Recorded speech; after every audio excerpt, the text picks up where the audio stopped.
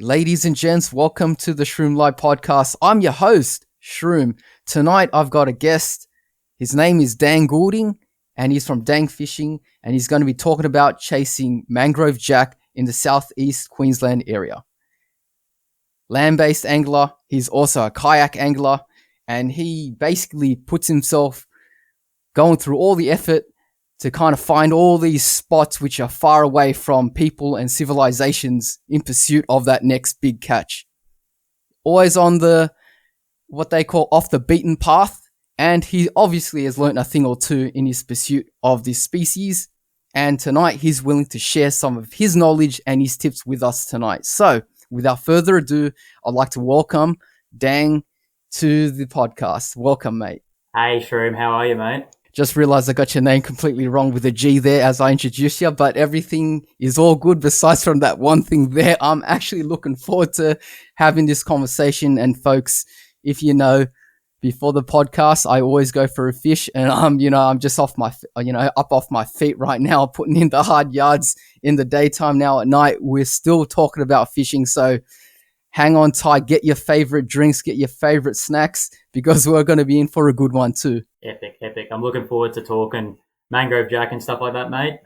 It's definitely hard work, but I'm willing to try and share and help people learn about it in southeast Queensland, that's for sure. Oh, that's awesome, Dan. Now, first thing, I just want to get into this podcast slowly. Let's take it back from like gear 10, wherever I was back to gear 1. Sort of just develop the scene, the stage, get the background, for this podcast. Mangrove jack. So mangrove jack is certainly a species that I've heard a lot about, especially from anglers up north, in your southeast Queensland area and further up as well. In New South Wales, we have other species that we talk about, such as mulloway and kingfish. What makes mangrove jacks one of the species up north that just gets people talking and gets people obsessed with this fish? Maybe you can tell me what makes you obsessed with mangrove jacks. Yeah, mate.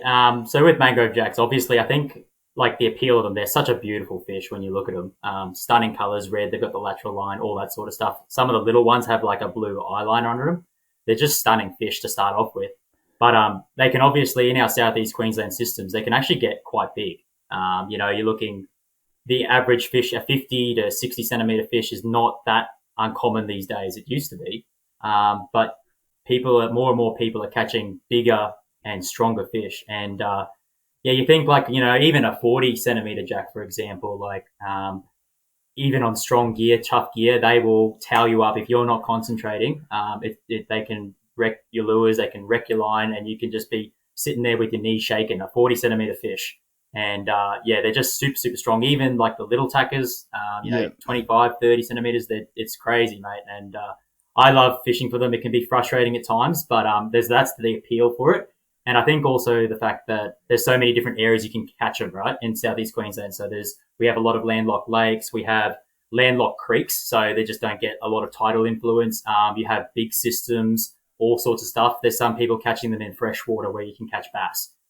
So they're everywhere.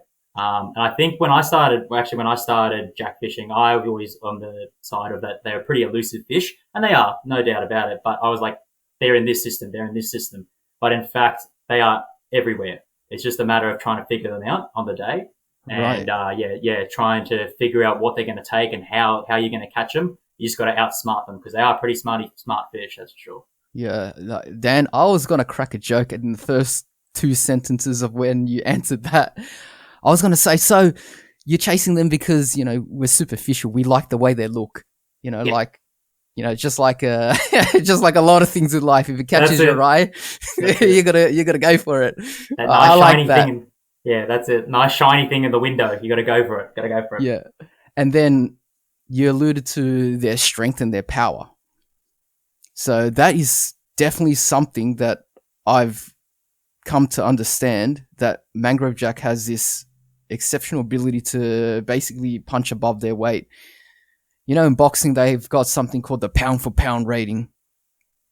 So basically it's about a prize fighter or about a fighter, and they're able to take on opponents well above their weight class and still put up decent competition. So Mm. mangrove jacks, like you did mention that they grow to 60, maybe even 70 centimeters. So it is not the smallest fish around, Mm. but like you said, even a 25 centimeter could do some serious damage or pull really hard for you to basically second guess what's on your line. And Mm. that is basically what I sort of have come to terms with as one of the main things that has made people become addicted to chasing this species here. Well, not here, sorry, in southeast Queensland, and of course the rest of Queensland as well. Yeah, absolutely, mate. And that's why I'm addicted to them too. Like when I first started, in fact, I'll say it now, when I started mangrove jack fishing properly, it actually took me 3 years to get my first. 3 years. So a lot of hard work and stuff like that. But once I got that first one into the kayak, I Yeah, was like hooked for life. And, when it comes summertime and the warmer months, there's not much else that I really want to chase, to be honest. It's very addictive. Really, really frustrating at times, but super, super addictive. And yeah, when you hook a jack, when you've hooked your first one, yeah, it's a jack. Like even a small fish will run you back into the snag within half a second. If you're not concentrating, if you're looking out, looking at a mullet jumping or a bird swooping or something like that, or you're thinking about where your next spot's going to be, it's all over like that. It's real. Like you got to be like super wide. You almost got to be like, as bad as it sounds, you always got to be like on drugs. Like you got to be like real, real fired up. Really, really got to be like really wired and ready to go the yeah. whole time. And that can be draining after 6 hours. And then your 6 hours of fishing, and that's 6 hours and 15 minutes. You get your first bite. And it's just you got to be really, really focused. And that's the whole point. That's why I love it. It's a challenge. It definitely is a challenge. That's for sure. That's insane. I mean, I hear stories about this sort of thing all the time, and people are using what 30 pound, 40 pound, 50 pound, and up in terms of leader for like a oversized brim. Like from my perspective, I know now, being educated, talking to guests like yourself about species like this up north, and you really become more understanding of what is required because in that split second, it's right in there. And actually, I wanted to ask you. So you said 3 years it took you to land your first one. So can you just give a brief summary and a rundown of how that story progressed? Like 3 years is definitely a learning experience, and I'm just wondering whether there's anything there behind that might further educate us or interest us as a viewer.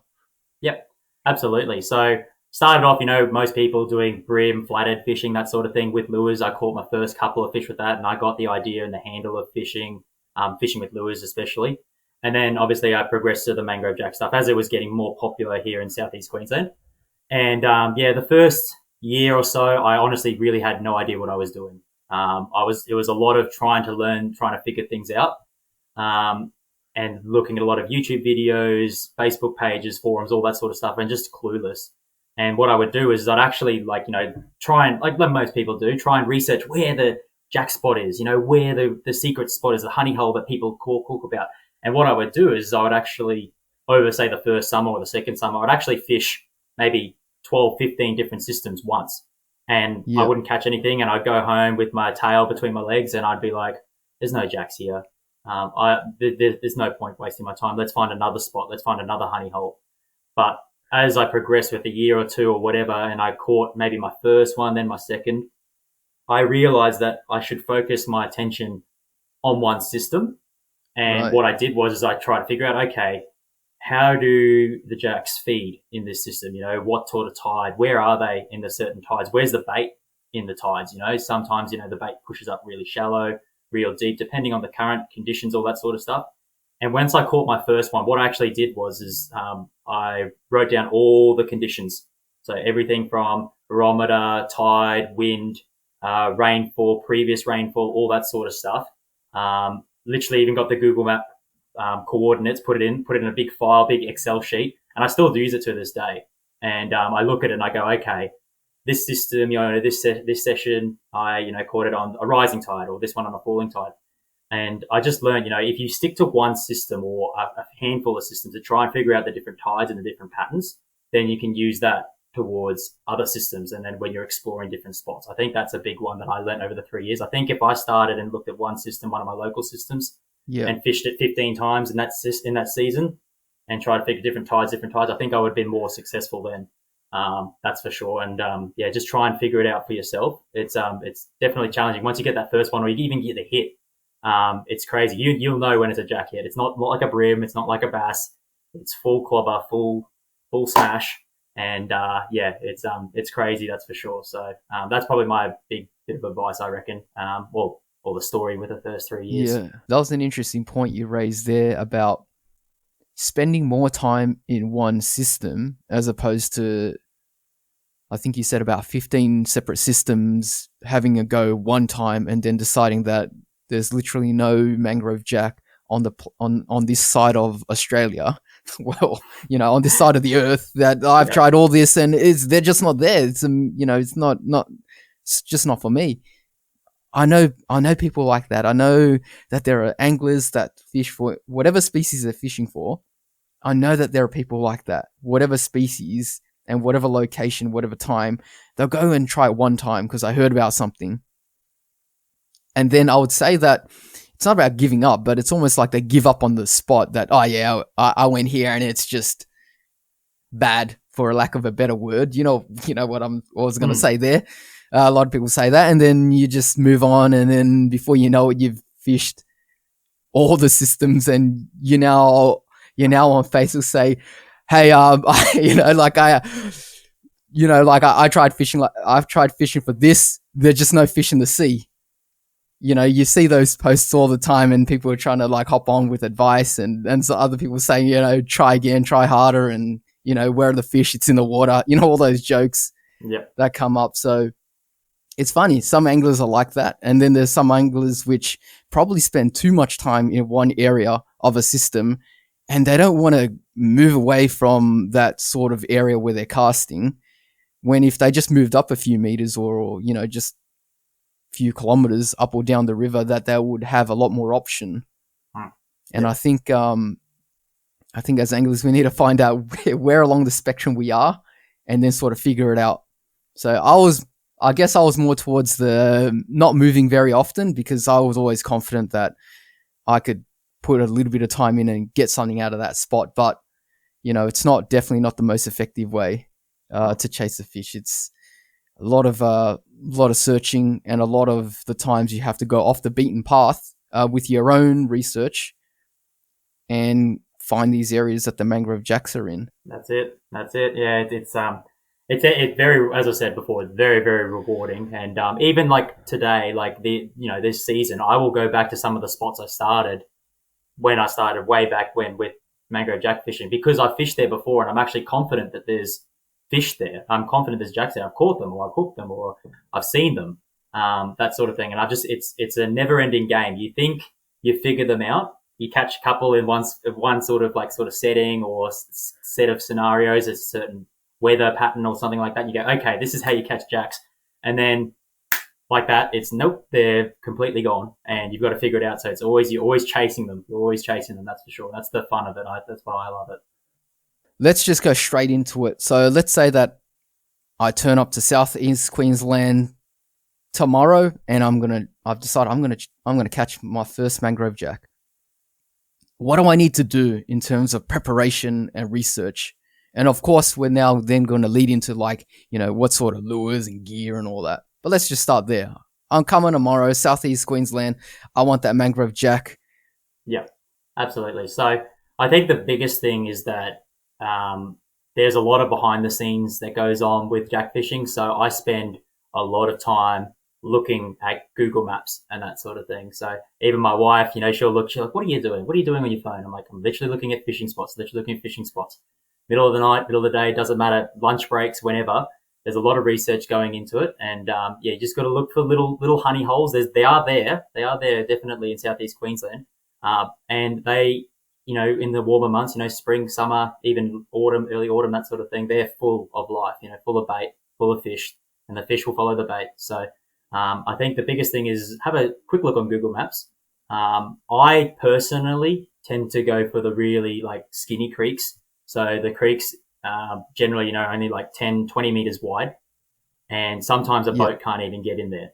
And that's what the appeal is to be, being land-based occasionally, but mainly kayak-based, is I can drag that kayak up over the sandbars, over the rock bars that boats can't get into, and I've got a better chance. They're not getting the pressure that the bigger systems are going to get, or the pontoons, for example, that get heavily fished around here in southeast Queensland. A lot of people tend to stick away from those smaller systems. They're like, that's too small to hold any fish.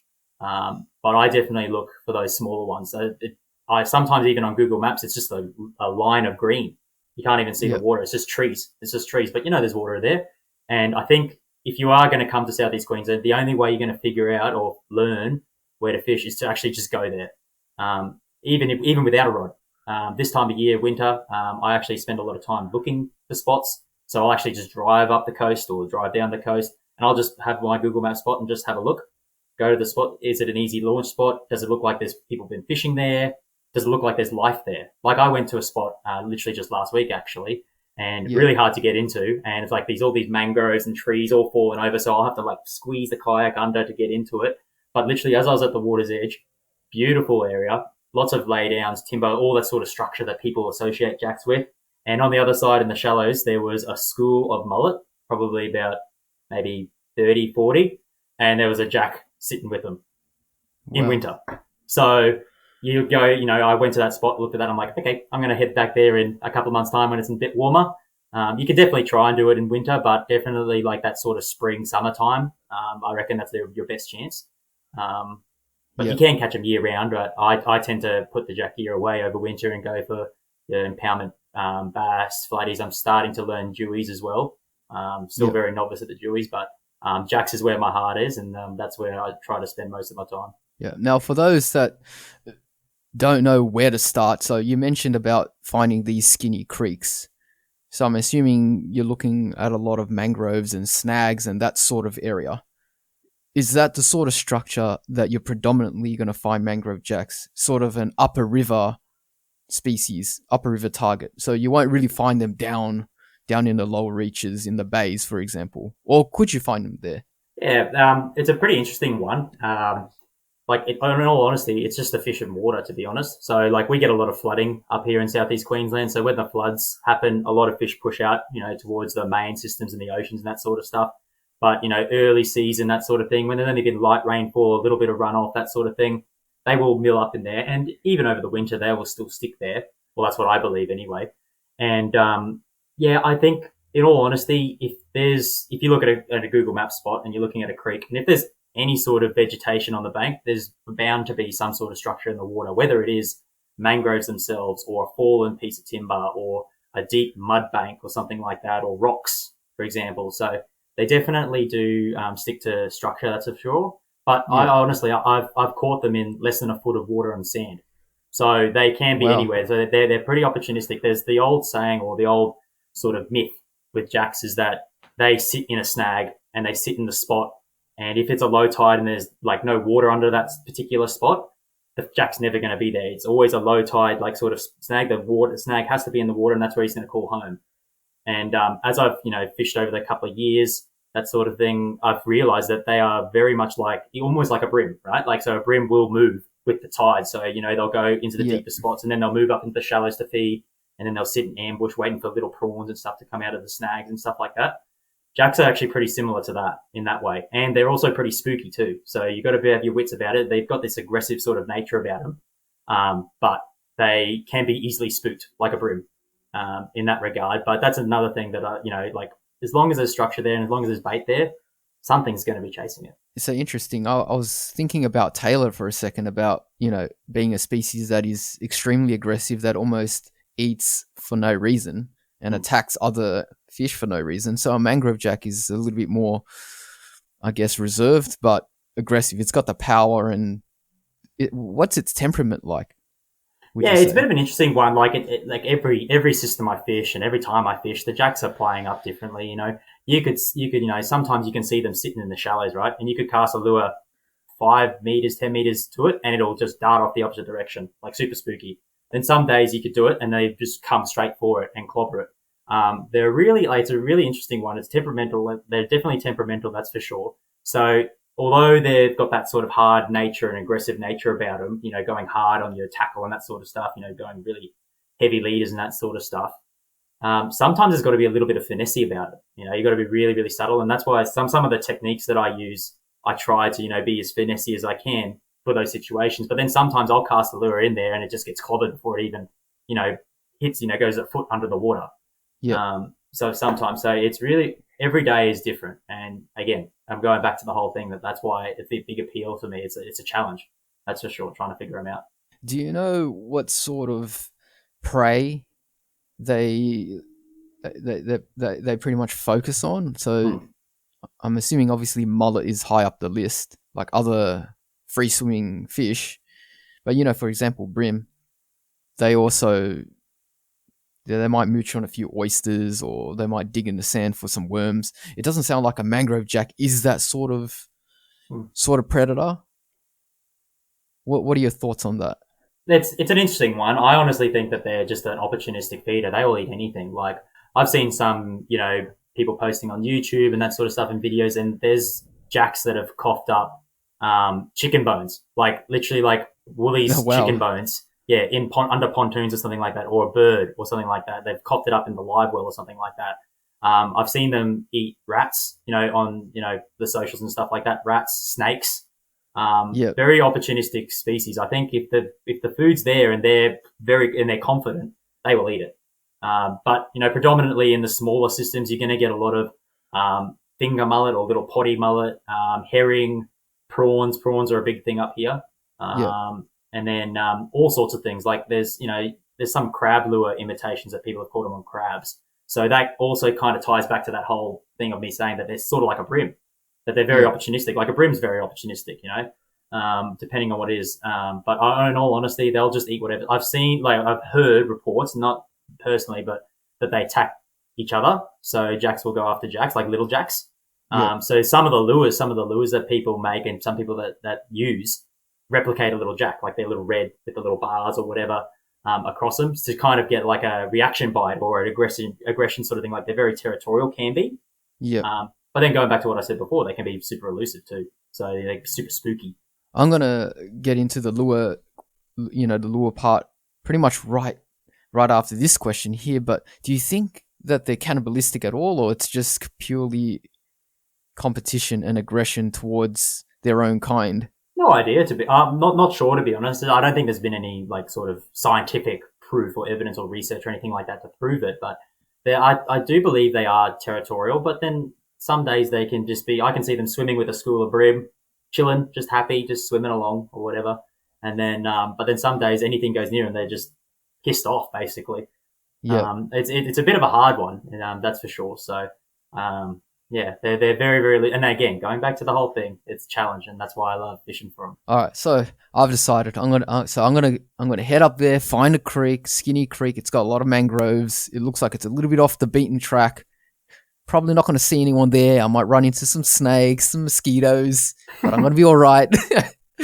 Yep. What lures am I throwing? I'm there right now. I'm looking at the water. I see a snag. What should I be throwing? Yeah. So I think in this day and age, like we've complicated the whole lure thing very much so. There's so many different lures, so many different brands. Most of them will catch jacks. It's more about... Even those blues versus maroons origin lures? Yeah, honestly. Oh, the maroons one is red, isn't it? So it could, act like a jack, even those sorts of things. There's so many different ones. But I think the main thing is getting the lure like as close to the structure as possible.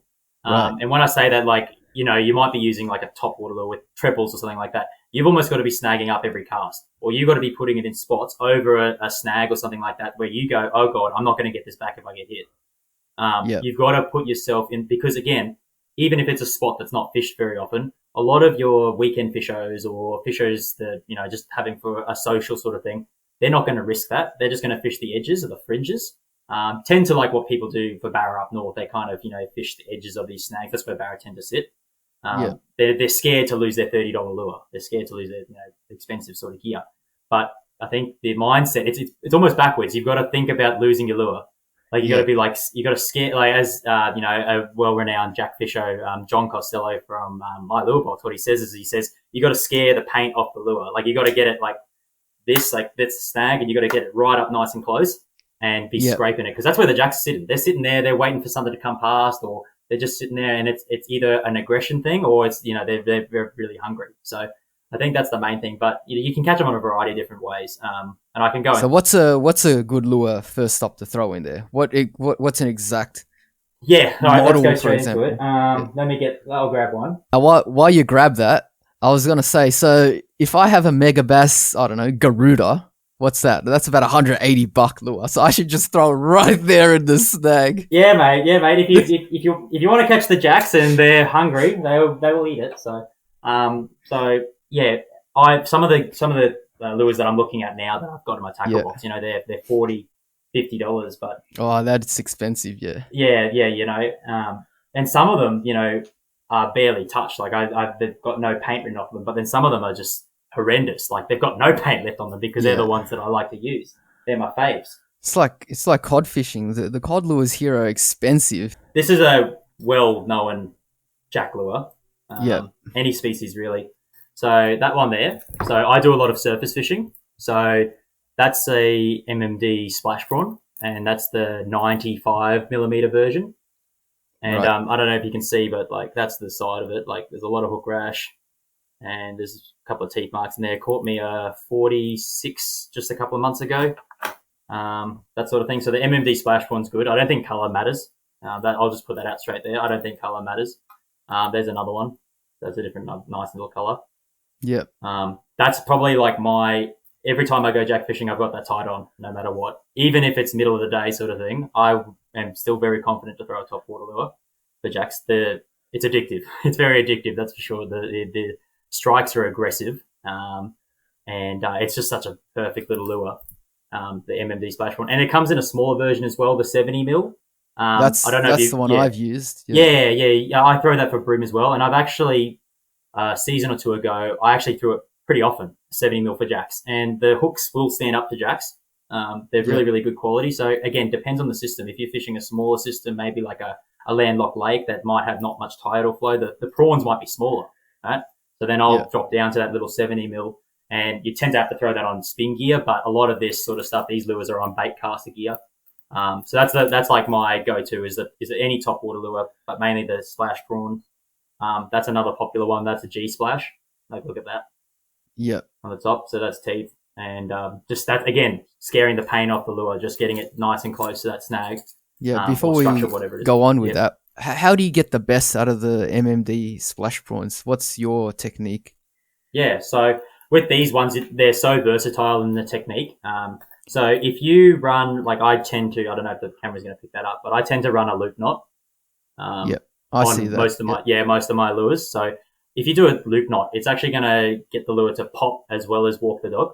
So it kind of goes like side to side. So you've got a variety of actions. So you could, get the lure in there, let it land there. You can let it sit there, and then you can do a couple of bloops and stop. You can do a straight wind, so not even blooping it, just like kind of put the rod up high and kind of burning it, almost like a frog for bass, like a plastic frog or something. But I tend to like, a couple of twitches and pausing it, letting it sit there and let it bob. It'll sit pretty flat, and it just kind of just bobs there. And I think the jacks kind of like sit under it. I've seen them, sit under it and then they just roll on it. Yeah. That sort of thing. But that's, definitely like if you're starting jack fishing anywhere in Australia, even up north, I know the guys up there use the splash prawns. They're a really, really good lure. So I definitely get one of those, that's for sure. About the splash prawns, you must get a few brim, even on the 95, just pausing it in the snags. Yep, absolutely. Yeah, there's a couple of times where I've gone in the natural creeks and I've called it for a jack and it's a 35 centimeter brim. Just stupid. But they definitely love the bigger size. But yeah, as I said before, I've used the smaller size too, and some people think that the hooks aren't strong enough. They are. There was a session, it's up on YouTube somewhere, but I think I've got 4 jacks on one splash prawn, one not 70 mil splash prawn, and I got another 4 or 5 hits, and the hooks were fine. Yeah, that's good. That means it's definitely a good option then. Absolutely. Everything eats a prawn. So, and most systems will have a prawn, even down your way. up north, everywhere there's prawns everywhere. So I think that's why it's such a successful lure. Yeah, absolutely. It's one of my favorites. Now, what if the bite is tough and say they're not striking top water? Would you throw something else in that same situation? Yeah, because I generally do a lot of my stuff out of the kayak. I'm pretty limited in how many rods I can take, so I generally take 3. So Yeah. that's the maximum that I would do. So I would have something like a top water, like the splash prawn. I might even, if the bite's tough, I might even change. If I'm seeing mullet scooting on the top, I might go to a mullet pattern, like a walk the dog sort of thing. So as a top water, like that one, like that's a duo pencil. That's another one. That's a Yeah. really good one. In the smaller version as well is really good. The 65, I think it is. So I'll have that. I'll have a bearing. I always have a top water on. But obviously you can go to things like subsurface plastics, like paddle tails and stuff like that, and hard bodies as well. They're probably the 3 different types that I have. Yeah. How best to get the action out of that last lure, the duo, the duo Oh, the pencil? duo? Do you just Yep. simply walk the dog a few times and then pause? Yeah, sort of thing. So I tend to use a lot of it for bass, and I figured out how to work it with bass. But basically, casting it in there, letting it bob, it'll kind of like go nose up like this in the water, and then Yeah. you can literally just do a slow sort of meandering sort of walk. And I think like if you think you're going slow, go slower, like with the walking, like really, really like is exaggerated. It's got a big ball in it too, like a ball bearing. Yeah. So that brings them from afar. Definitely, I will always go for the splash one first, but if the bite's tough, you can always look for a duo, that sort of thing. But yeah, that's just another option as well. Yeah. What about for say a different type of situation? Let's say what's another sort of structure type? I mean, you did mention you could find them on flats. Yeah. So recently, the last probably maybe year or two, I've been doing a lot of, and again, John Costello from my Lure Box, he brought this up and he brought popularity to it, is skip casting plastics. I don't know if you've heard of it before with jacks, like skip casting paddle tails and stuff like that. Have you heard of that? Yep. Yeah, so I'll grab one here. So it's definitely an art to skip casting. Like doing it with a spin gear is probably a bit easier, but doing it with a bait cast is obviously a bit of frustration because obviously you can get bird's nests and stuff like that. But Really? I've seen all these crazy YouTube videos of some guy skipping about 500 times, like right on the dot.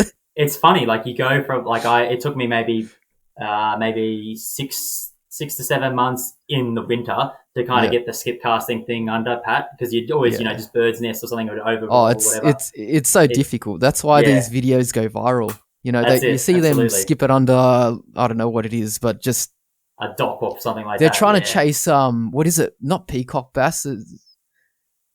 What's that bass they're trying to? They're trying to chase these like tropical Indonesian in fish. America. I think it Oh, was. Indonesia. Yeah, I don't know. Yeah, Not they're just sure. in these like really skinny creeks, and the fish are massive. I think it is a peacock bass, I but know they do like snakehead and stuff like that. Like snakehead's one of them, but anyway, it doesn't matter. We're yeah. talking jacks. But yeah, Uh, so skip that's casting. so that's one of them, for example, right? So that's one of my favorites that has come up in Oh, the what's last sort of that? year or two. That's a Molex RT shad. Yep. Yeah, so that's a Molex RT shad. This one's a 4.5 inch, and they've got a smaller one as well. I started with the smaller one, fishing smaller systems, so it's just the perfect little mullet presentation. So this is that was the one I just showed you. So that's the 4.5, and that's the 3.5. So Right. I've been throwing this one for dewies as well lately, and the dewies have been loving it, and they obviously love that one too. I haven't caught anything on that one though, but they're really good because like they're super thin in the profile, so like you can see that. So Yeah. that's like skimming a rock. So like when you skip it across the surface, it's just going to go like that. It's just going to skim a lot easier. Like if you've got a bulkier plastic or something like that, sometimes it can be a bit tough. But they're really, really good. Like the finish on them is crazy, hey? So that's like a 3.5. Yeah, I gotta Yeah. say I've never really used the Molix Yeah. Lewis. Yeah, Molex I- RT. I've seen. Yeah, is that how you pronounce it? Molix. Yeah, Molex, and that's the RT Yeah. shad. I think I got a few lures. I think I got a few of their hard bodies, but they all look good. Yeah, mate. Yeah, they're beautiful. Like that's a mullet every day of the week, sort of thing. So and the big eye on it too. So, but that's the like if you're looking for a plastic, you don't have to just do the Molex, but a thin profile like that. is really good, and it's going to help you with your skip casting, because the idea with the skip cast, right, is that you want to get it as far back into the structure. So like, say, for example, a mangrove line, like you've got mangroves sitting in the trees, sitting in the water, and you've got water behind there, and that's where the jacks are. They're going to be up in that shallow stuff. So you want to get this skip cast lure weedless, like that, like weedless, right through the mangroves as far back as you can, almost sometimes even onto the bank, and then you bring it back out. Because again, your weekend fishers are going to be fishing the edges because they're scared to snag their lure up. So they're going to be fishing these edges. That's not where the fish are. They're up here. They're right up the back. And so that's a really fun technique. And that's, in all honesty, with that, it varies on the day. So skip it as far as you can. And then you can either slow wind, so just slow roll it. Not a lot of twitches. You don't have to twitch it at all for jacks. And then, or you can even just burn it back as fast as you can. Every day it's going to be different. Right. I guess, yeah, I'm starting to understand a little bit more. It's like as though half the battle is getting that lure in front of them in the structure, which is going to get you hung up.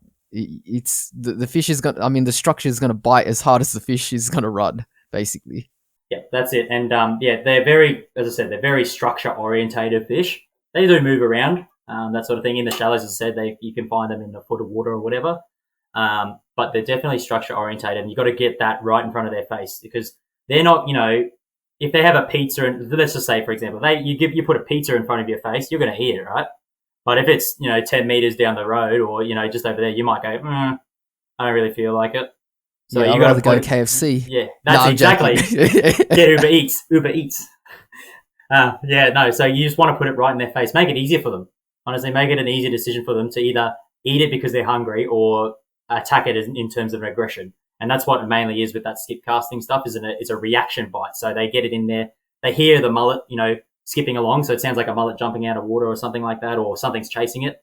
They switch on like a light bulb and they go, what's going on? And then they just don't even have to think about it. They just hit it. So that's a lot of that as well. So that's a really fun technique. And I've been doing that for the last sort of 2 or 3 seasons. And caught some nice fish, that's for sure. Yeah, I guess it's also a little bit more economical as well than throwing megabass garudas in there. That's it. Yeah, absolutely. Well, is that a trembled lure? Has it got trebles on it? Yeah, I think it's got like 2 or 3 sets, and it's like it's basically like buying not a statue. What do you call them? It's like it's like a lure, but it's so expensive. It's basically buying an ornament to put on the top of the fireplace. Yeah, absolutely. Yeah, no, and there are lures more expensive than them too. Some other megabass I just can't remember, but it's crazy. Yeah. Some of these swim baits. Yeah, absolutely. And I've seen some of the boys are starting to do swim baiting stuff for jacks at the moment. It's crazy. I've seen there's a couple of YouTubers that do it, but I haven't done that yet. One day maybe, but that's crazy. They're using $60, $70, $80 lures, and the jack just gone. Takes your lure, gone. So, but no, this is definitely a bit more economical using a packet of these. You get a pack of 5, and they're like $15. And they're pretty good quality. That's for sure. They might rip and tear a little bit. They're not like a Laztec. Even if you wanted to go that route, you can do the Elastec. So that's another one. So that's a Z-Man minnows. That's a 3-inch. That sort of thing. So the jacks will take, it'll take a while for them to wreck that. And you can run that weedless on like a chin locks, I think that's called, a chin locks hook. But yeah, you can see it's got the weight on the bottom, so that'll help it, skipping it in and then bringing it back, and it kind of keeps it straight. So that's another one. Did you say these sort of weedless rigs are practically mandatory? For the structures that I fish, yes. So the skinny creeks with the mangrove structures and stuff like that, yeah. If you're fishing in Southeast Queensland, we have a lot of pontoons, as I've said. If you're fishing around pontoons and stuff like that, you can generally control it if you have an exposed hook. You can do the skip casting too. Like I've seen obviously people skip cast like in the Gold Coast canals or Sunny Coast canals, behind the pontoon, bring it back through the shadow, that sort of thing. Same sort of idea. You could run that exposed, but yeah, definitely for the skinny creeks, like the natural structures, if you want to get it right in their face, I would definitely run the weedless, that's for sure. Yeah. Now, obviously, you're not going to find too many pontoons off the beaten track, but would you still use the same techniques for that sort of structure? For pontoons? Yeah. Yeah. So to be honest, like sometimes, so I'll use I haven't fished pontoons for maybe a season or 2 now. I just love being out in nature and that sort of thing. The scenery is half of it. Being out in the creek early morning as the sun's rising, the birds are chirping. It's beautiful out there. The pontoons aren't bad. Like, it's just someone's neighborhood, and half the time you get roused at, sometimes telling you can't fish here sort of thing. So sometimes it's like that. But similar techniques, you just want to get it close to that structure, which is the pontoon, right? So you get it nice and close into the shadows. You could use those splash prawns early morning, late afternoon. Plastics, you can skip them in there. And then, as I said earlier, the third one's probably the jerk baits or the hard bodies. That's a popular one around pontoons as well, trying to get a reaction bite from a pontoon with a jerk bait. But I do that in the skinny stuff too, up in the creeks, that's for sure. Yeah. Let's go through some jerk baits or hard bodies if you have any there. Yeah, absolutely. Let me just grab some. What have we got? There's a few that people will know about that have been popular over the years. So this one, for example, here, this is probably my favorite. So this is a Lucky Craft pointer. So that's the 78, I believe it's called. Yeah, 78 XD, I believe it's called. Are they yeah. Are they hooks that you've changed? They look like no, so these ones will come on them. So depending on which ones you get, there's a few different types. You can get like the Australian ones will have the decoys on them. You can get silent, you can get rattling ones. So for example, I haven't changed the hooks on these, so this is a silent one. That's a Lucky Craft still, same thing. Got nothing in it. And then this is the standard stock hooks that come with this, and this is it's got like a really loud sort of rattle in it. Again, depending on the day, I don't think it really matters, to be honest, the rattle or not. I've caught on both. So that's a popular one. And then like something like your jackal squirrels. That's another popular one too. Same thing, you can get rattling ones and silent ones. That's the 79, I think it is. Yeah. Jackal squirrel 79 or something like that. Yeah, 79. But yeah, either or will work. They both work similar. With those ones, if I'm going to be fishing them in the shallow creeks or whatever, I would be mainly looking at rock bars or fallen timber, like structure, like it's just like logs that are sitting in. I won't really like go near mangrove lines or something like that. That's when that skip casting plastic comes into it. Yeah. But yeah, that's another effective way of doing it. It's a lot easier because it's just mainly, obviously, like you can just jerk bait, as the name suggests.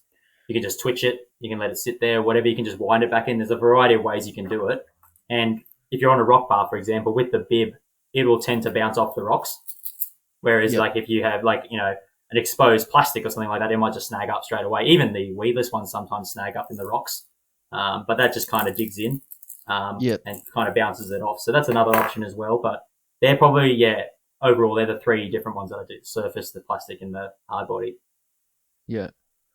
Let's talk about conditions.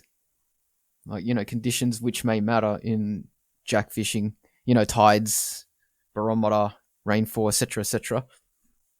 So as I said earlier, with the whole Excel spreadsheet, you can catch jacks in almost any conditions, like, rising tide, falling tide, high barometer, low barometer, new moon, full moon, half moon.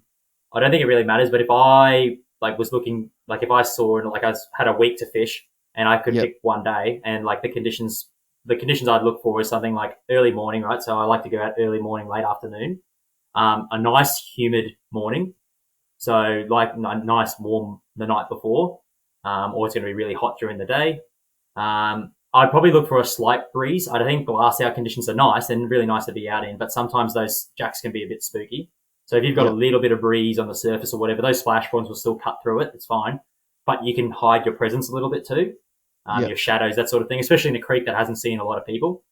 So that's one. I would choose a rising barometer. There's obviously, the saying 10, 20 and fish are plenty or whatever.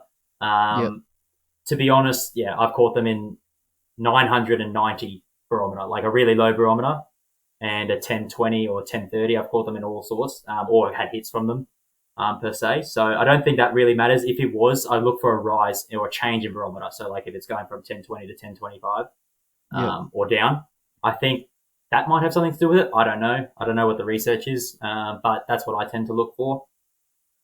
What else? Oh, I'd say the biggest one for me, well, not biggest one for me, but if there's some sort of cloud cover. So you can catch them on bluebird sky days, no sun, sun's out, that sort of thing. But I definitely think that cloud cover, as soon as, it's crazy. Like sometimes, like if there's just one big cloud, right, that comes over and it covers the sun and it goes real dark or whatever, you see the bait just moves. It just goes everywhere, right? So like they'll be tucked in the mangroves or whatever. And as soon as that sun's over, the bait just moves out to the open. So sometimes that's played advantage to me. Like the jacks will just go on a feeding frenzy for 30 seconds, sort of thing. They'll sit in there, they'll sulk in their snag because the sun's up, and then as soon as it's a bit dark, they're like, oh goody, and they can go out and snack it. So that's another thing. I'd probably look, 90 to 100% cloud covers is like good. Like I love that sort of thing, and that generally ties in with a humid day, like you've got a storm coming or something like that. There's a lot of people that talk about, if there's a storm rolling in the afternoon, that's when the jacks bite their head off. It's something, again, we don't know whether it's to do with the barometer or something like that. But yeah, they're probably the conditions I'd look for, really cloudy, humid, that sort of thing, light winds. And tide depends on the system. You just got to fish the system at the different tides, and they're going to beat in different ways. But again, if I could pick the perfect day and make it, I would say early morning, a high tide, and then it's starting to run out. That sort of run out period at the top of the tide in these shallow creeks, right? Because sometimes at low tide, there's no water for kilometers, and then the water just gets up on a big tide, and the fish will go up with the bait or whatever, and then they drop back. But I think a run out tide is definitely a better feeding time for the jacks. But I've caught them in the run in too. So, you think you know them, but then they just throw a curveball at you. What about in terms of the gear that you need to use to throw some of these lures? Yeah, absolutely. So I was caught up. So as I've obviously alluded to before, that they're really aggressive and stuff like that. So I have caught them on finesse stuff. I caught 45 on 6 pound going for brim. So sometimes you can be lucky, but I wouldn't be running that full time. I would at least be looking at obviously you can do bait caster or spin, whichever your preference. If you prefer I prefer to throw bait caster for the accuracy and getting that lure right in. But I'd be starting off with, at a minimum, 20 pound braid, like a main line. I run 30. I've just changed my mind now to 30, just because I don't think they're too leader shy or braid shy. I think I'd rather have a little bit more strength with the 20 versus 30, and then a 30 pound leader. That's a non-negotiable, I reckon, about 30 or 20 or 30. But yeah, I prefer the 30s just because it's also insurance too. You casting that lure right in there, you're going to be up against a oyster or a log or something like that. That's going to help you. You can't do that with 6 pound, right? You can't throw a MMD splash board in there with 6 pound. You're just asking for it. That's right. Yeah. Don't be like me. Mate, I threw some MMD splash boards on 6 pound at some kingfish. Oh. I was chasing brim though, but they just turned up, and I just couldn't help it. Yeah. Well, that's and that, I was fishing for brim that day. I got that one on 6 pound, and he was it was a few years back. It's on my channel, but he had this munted face. His jaw was really weird. I don't know what was going on with him, but he was 45. So if he had a full jaw, he would have been bigger. But he was just chilling with the brim, and it was a bright as day, no clouds or anything like that, and he hit a surface lure in the middle of nowhere. Yeah. So it does. You can do it. You can be lucky, and the saying, you go light to get the bite. I think it plays into some fishermen. When I started jack fishing, I was like, you need to go light to get the bite because they're leader shy. But as soon as you do that, they just will towel you up, and then you're sad. You're real sad. I think, just everything that I've heard about them, because I had Andy Sparnon come on, and he talked about, some landlocked giants in, Southeast Queensland area, and he's talking about GTs, and mangrove jacks was another species we sort of touched on. Mm-hmm. And, some of these fish were getting really big, like 50s, 60s, and even 70s. I think he's hunting a 70 still, but he's caught, I think, mid or high 60s. And the leaders that you just need to run just to have a realistic chance of landing them is just insane. Or a 60 centimeter fish isn't small, but to me, that's just an oversized brim, and you're needing 50, 60 pound leaders. That's just crazy. Yep. It's just they don't care. Yeah. They really don't care. They see it, they go, thank you, and they'll take it back home for themselves. Yeah.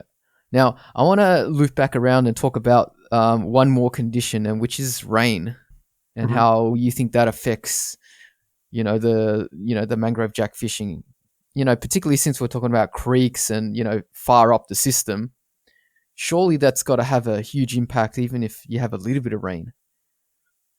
Yeah, absolutely. Every system is different, and again, go back to one of your systems, try and figure out in different conditions. Go to the system after a week of rain or something like that. The week after a significant rainfall, something like that. Because some of the creeks I've found, especially the ones that have got less tidal influence, like they're semi-landlocked, so they'll only get tidal influence from the ocean, say, on Yep. like a high, like a full moon, like when the tide's really big.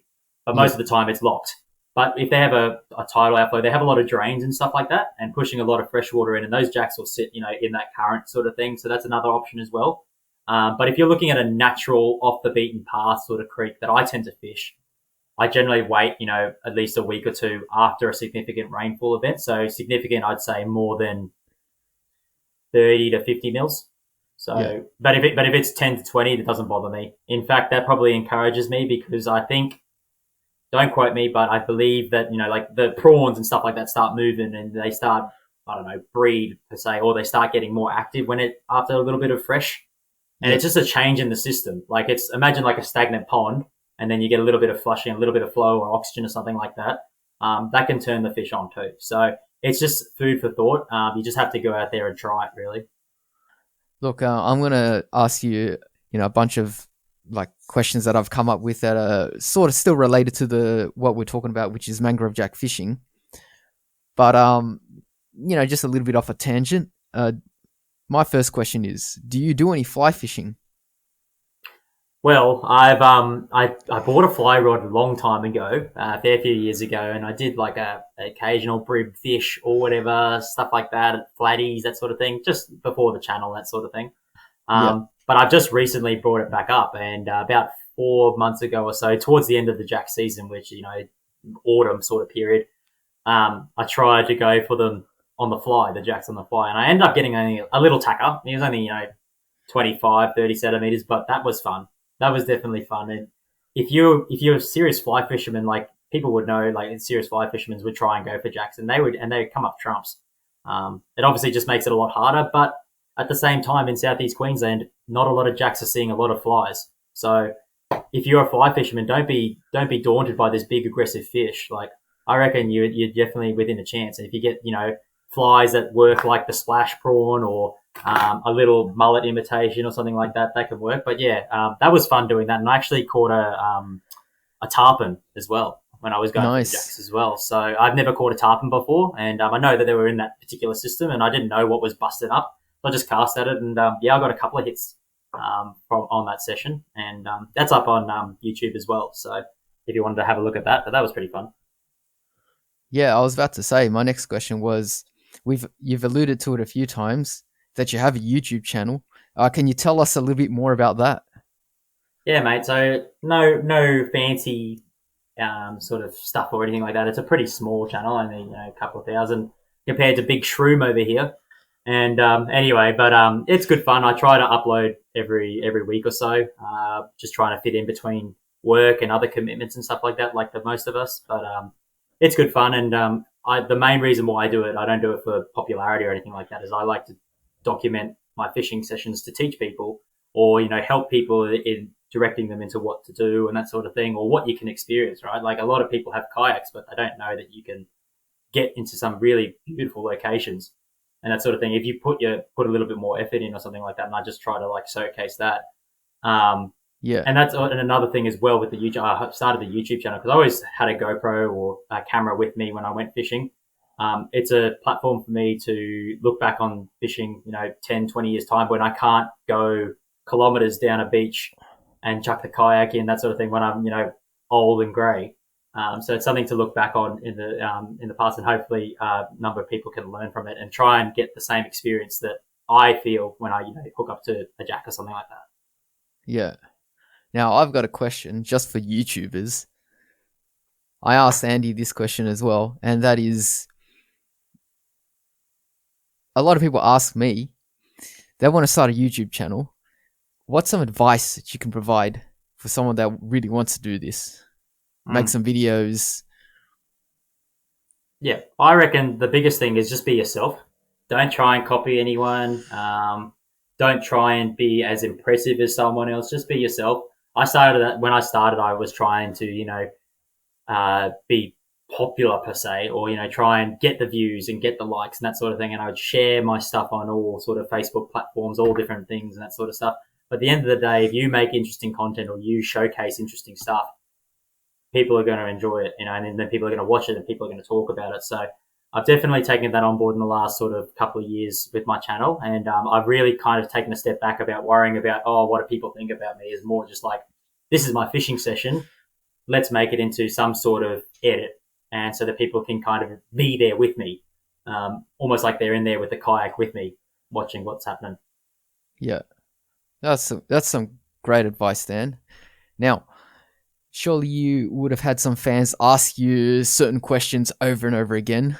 Now, I'm just asking you to think about what's the most common question you get asked. I'm pretty sure Andy said the exact same thing, but where do you fish? Where's your spot? That sort of thing. So I bet that's probably what you get too. I get that. I get that a few times. I get a lot of questions, but yeah, that definitely is in regular rotation. Where's this video at, or where were you at? I forgot. I even get comments such as, "Oh, I love that spot. Where was it again?" Question mark. Yeah, I'll put the coordinates in the comment section. I'll put the exact location. Yeah, no, that's probably the biggest question I get, and it kind of defeats the purpose for me. I don't have a problem sharing my spots with people. Some people already know, like they can see like a particular structure or something, like, oh, that's that creek or whatever. But half the thing for me is trying to figure it out for yourself. Like I love the fact of, look, this time of year, winter, I'm looking at a creek and I go, could this potentially be a really good creek? Yeah. Could this really? And then so I go there and I try and figure it out for myself. Obviously, you can use external sources, people fish there in the past or whatever. But I like to try and figure that out for myself. So it kind of defeats the purpose when someone goes, where's this spot? I don't mean to be rude or anything to them, but like, it is hard work. There's a lot of, as I said, a lot of behind the scenes stuff. So there's a part of me that wants to keep it to myself. But at the same time, it gets those people out and trying to explore and try and do the same stuff that I'm doing. I just say Southeast Queensland. Yeah. So here's another question. Yeah, carry on. No, you're right. That's when I say Southeast Queensland, that's like a 500-kilometer stretch. So now, this is another question. What's the best camera to get? Ah, right. So like to start up like just a chest mount camera or something like that to start filming. So usually the question I'll get is, what GoPro should I get, or what chest camera should I get, or what camera should I get? Yeah. Well, we were actually just talking about this just before we started recording, but I've started the last sort of year and a half, sort of thing, running the DJI action cameras. And Drew M, I don't know if you've heard of Drew M. He's a YouTuber. Yeah, so I fished with him a long time ago, and he started with the original DJIs, and he was telling me how good they were and stuff like that. And I was like, oh, okay, whatever. I had a couple of GoPros then, and they just overheat and have SD card errors and stuff like that. But since buying these, I got the DJI 3, I think it is, the Action 3. It's faultless. Beautiful, like, quality on it. Like, the pictures is perfect on it. And another thing, too, is it's the attachments that you put onto, like, your little GoPro mounts or whatever, it's magnetic. So that's right, Yeah, so you don't have any screws or anything. So I don't have to screw anything anymore. It's just a magnet, and it's super strong. So it's super cool. Like, you can just take it off. You can put it on a little GoPro selfie stick to put it in the water, third-person camera angle, whatever you want. So I think, like, put the money in for one of those, or even the DJI 1. I'm pretty sure Drew still runs those. Sorry, Drew, if you don't. But, yeah, I'm pretty sure they're still pretty good quality, that's for sure. Yeah. Oh, yeah, that's good. For me, it's hard to say exactly which model, because I've only used the GoPros, and of course I'm aware of their faults, so I always say straight up that, okay, well, GoPro definitely is the king of action cams, but maybe not in terms of performance. It's all pretty much what you're after in the market, but in terms of the name, yeah, they are. That's the name that everyone knows. But then you've got about 11, well, not 11 models to purchase from, but like 11 models that they've made, 11 iterations, and they can say, oh, look, I can only buy this one, or should I buy this one? I think from about the 8, 9, 10 and 11, that's like 4 models that can be purchased just off the main camera right now that that you can decide from. So it is, a lot of kids ask me, so it's, you don't want to tell them, hey, you should get the 11 like I have because, it's the biggest, the baddest, the best. It may not be. Even a lower end model, even a model that came out 10 years ago is still going to give you a decent, picture quality. But definitely, like what you said, the DJIs are more reliable from what I've heard. GoPros still have the overheating problem. And of course, I'm in New South Wales, which is slightly cooler, so I don't have that problem as often as someone, up north. As obviously in Queensland, it's going to be hot most of the time, so therefore you're going to run into that issue a lot more often than I would. Yeah, absolutely. And I'm not saying that DJI is the best in the world. Like, any camera will do the job. You just got to figure it out for yourself. Just getting a second-hand one, even on Facebook, a lot of people are selling those. I think I ran the 5, 6, and 7, and then I sold those and then moved to the DJIs. So they're good quality. I'm not familiar with the 9, 10s, 11s, but yeah, as you alluded to, that sometimes they have overheating issues. But that's technology and weather, right? Like, I'm sure I'm going to come up to a fault with the DJIs at some stage, but as of right now, like the last 6 to 12 months when I've been using them, they've been pretty good. So yeah, hats off to them. Yeah. Now, this is another YouTube-related question, and it's about some sort of address leak you had. So apparently your address got leaked on the internet, and obviously things could go bad really quickly and turn south. Yeah. So what's the story behind that? Yeah, mate. I made a boo-boo. I'm sorry, wife, if you're hearing it, but I did like a challenge video a little while back, and for a split second, my address was up there. Rookie error. So that's all sorted now. So, but to be honest, like, I don't really hide where I live. Like, on my socials, like, I tag a lot of like stuff that I do at my local gym, local footy grounds, that sort of thing. So if you really wanted to, you could kind of figure out where I live. And there's a couple of people that go, "Oh, I saw you here. I saw you here." I was like, "Yeah, that's where I live. I'm just down the road." Sort of thing. So if you really wanted to, you could come find me or whatever. But I'm barely home, so I'm probably out the creek fishing for jacks. Right. So I was going to say, expect some people camping outside the front of your house next Saturday morning and following you to your creek spot. Yeah, that's it. Well, my 2 Cocker Spaniel dogs would probably tell you off, so they would let me know if someone was there. So yeah. Now, I'm going to keep going with this, but this is a more serious question. It's more about fishing and mangrove jacks. I heard you have a mini series, on your channel, and it's about taking a kayak into some of these difficult, to reach spots that we've been talking about, the whole podcast. Would you like to, tell us a little bit more about that?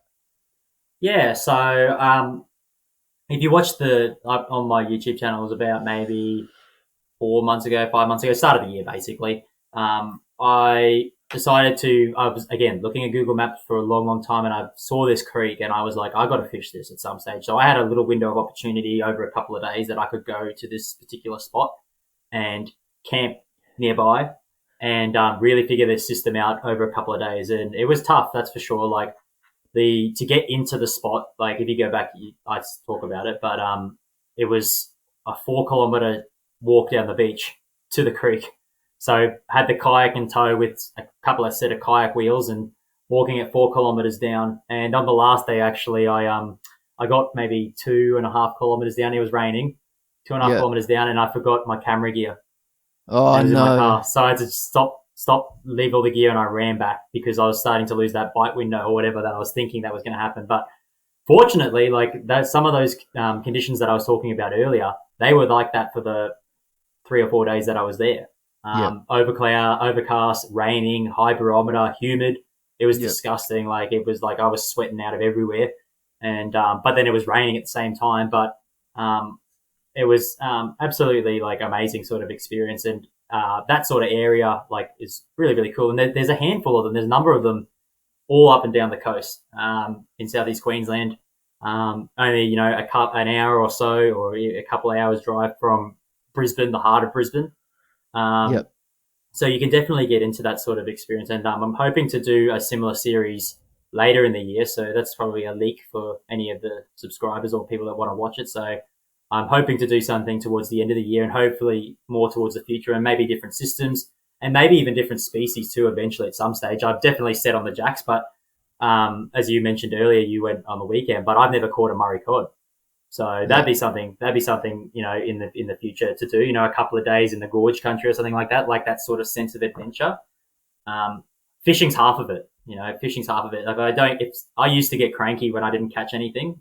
Like I go home sulking, cranky, wide in it. But half the time now, these skinny creeks and stuff like that, it's beautiful just being out there early morning, birds chirping, the bugs are going, the mullet are scooting the shallows. It's picturesque, and it's crazy to think that civilization is just down the road from it.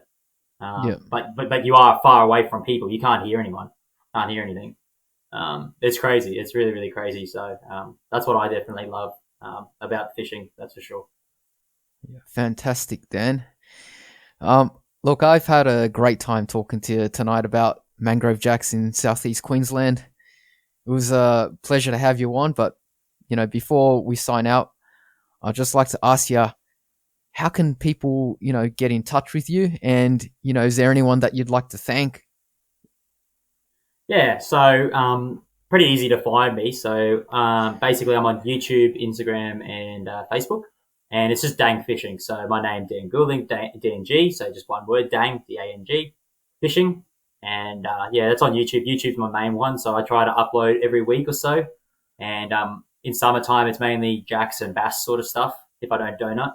And then in the winter, I do a lot of, tackle talk or flatties or dewies, a lot of land-based stuff as well. So I try to vary it up where I can. So it's not just jack stuff, but we're very lucky in southeast Queensland to have a variety of different species. So I could one day go for freshwater bass, and then one day I could go for Taylor off the rocks, or I can go for brim, or I can go for jacks or flathead. We're very, very lucky. And even barra are showing up, barra and that sort of thing is showing up. So it's really, really cool. But yeah, mainly YouTube. I'll be on Instagram as well. I try to post as much as I can there. Facebook's kind of here and there. I've been using it for a little bit, but definitely Instagram and Facebook. Instagram is just Dang Fishing as well, Dang.fishing, I believe.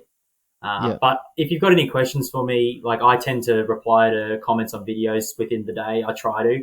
And then even if they direct message me, I'm more than willing to share sort of opinions or stuff like that. Any sort of tips or tricks, even if it's, not just jack related, it might be kayak related or what lures or what rods or something like that. So I'm more than happy to help. Even those questions to say, what's a good spot for jacks? Yeah, mate. Southeast Queensland. That's awesome. Anyone else you'd like, any people you'd like to thank, or organizations or sponsors or anything like of the sort?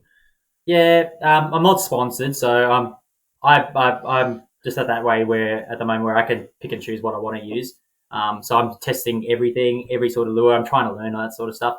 So no real sponsors. Like the wife's a big contributor, so she supports me. At the start, she was kind of like, "What's this whole YouTube thing about?" But now she's realizing like how much it makes me a better person. So I generally want to thank her. Like I think that's I got to cut you off there. Fishing makes people a better person. Did you hear that? Yeah. That's I 100% believe in that.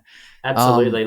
If you have a partner that likes fishing, I think if their heart is set on that, you best let them go. It's gonna help them become the best person they can be. Yeah. Absolutely. Yeah, no, 100%. Like if I haven't gone fishing for a week or two, I get cranky. And then my wife's just like, off you go, you need to go fishing or whatever. So no, she's a big supporter of me, so I definitely appreciate her. And other than that, just the family, they try to get around me and support me and do that sort of stuff. But yeah, mainly on myself, just trying to figure out this fishing thing as I go along. All right, ladies and gents, that's it. I'm going to wrap up the podcast here with Dan Goulding, Southeast Queensland Mangrove Jacks. If you have any questions, of course, put it down in the comment section. This is going to be uploaded, obviously, on all the podcast platforms and also on the YouTube podcast channel. And like he said, if you want to reach out to him, you got any questions, I'm going to have his link also in the description, and you can go find him on the socials. And yeah, thanks again, Dan, for coming on board. And ladies and gents, hope you had a good one. This is the Shroom signing out.